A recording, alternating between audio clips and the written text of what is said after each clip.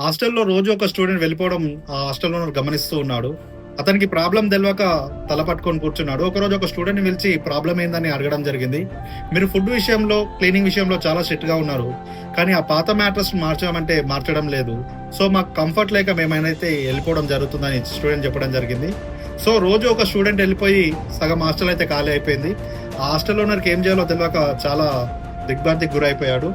అప్పుడే తన పక్కన హాస్టల్ ఓనర్ సలహా మేరకు అతను స్లీపింగ్ క్లౌడ్ గురించి తెలుసుకొని మా దగ్గర రావడం జరిగింది. సో అతను మాకు చెప్పిన విషయం ఏంటంటే, నేను రీసెంట్‌గానే హాస్టల్ స్టార్ట్ చేశాను. ఓన్లీ మ్యాట్రెస్‌కి ఒక 1,00,000 బడ్జెట్ పెట్టాను. ఇప్పటికిప్పుడు చేంజ్ చేయాలంటే నా దగ్గర మళ్ళీ ఆ మ్యాట్రెస్ ఎవరు తీసుకుంటారు అదంతా చెప్పి చాలా బాధగా వాపోయారు అతను.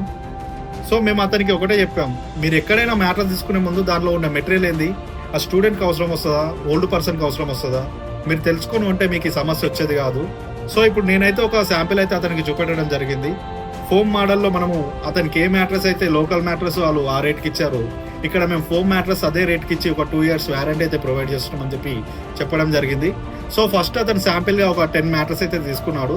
సో ఒక 1 week తర్వాత స్టూడెంట్స్ అందరు కంఫర్ట్గా ఫీల్ అయ్యి ఇంకో 150 మ్యాట్రెస్ అయితే మాకు ఆర్డర్ ఇవ్వడం జరిగింది. సో అలా 150 మ్యాట్రెస్ కాస్త ఇప్పుడు 1,500 మ్యాట్రెస్ అయితే ఇచ్చాడు.